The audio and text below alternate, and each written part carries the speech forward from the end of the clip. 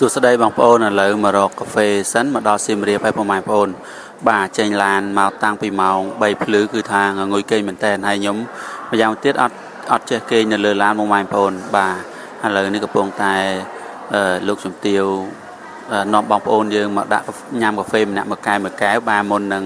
ទៅដល់បន្តការងារនៅខាងខេត្តសៀមរាបពុកម៉ែបងប្អូនហើយបាទនិយាយថាអូយដល់កថ្ងៃនេះនិយាយថាអស់កម្លាំងមែនតើបាទពុំសំមិញមួយថ្ងៃពេញហើយព្រឹកឡើងគឺងើបពីម៉ោង3ទៀតគឺអត់ទាន់បានសម្រាកទេឥឡូវត្រូវសាកថ្មសិនគឺកាហ្វេបងប្អូនអរគុណវីដេអូនេះមានច្រើនទេប៉ុន្តែជួបគ្នាជាមួយនឹងវីដេអូបន្ទាប់យើងនឹងយកស្បៀងទៅចែកជូនដល់បងប្អូនភាសឹកដែលនៅខាងខេត្តសៀមរាបបាទអញ្ចឹងអរគុណដែលពុកម៉ែបងប្អូនតែងតែតាមដានរាល់សកម្មភាពរបស់ខ្ញុំបាទឡុងសុខហៀង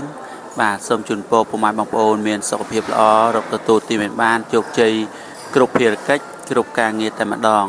បាទអរគុណពុកម៉ែបងប្អូនកុំភ្លេចជួយ follow page share page ដើម្បីទទួលបាននូវវីដេអូថ្មីទៀតបាទជាពិសេសគឺpage របស់ខ្ញុំបាទតែងតែផ្សព្វផ្សាយនៅតំបន់គេហៅថាទេសចរក៏ដូចជាសប្បុរសធម៌ជាដើមពុកម៉ែបងប្អូនអរគុណសុខសប្បាយទាំងអស់គ្នា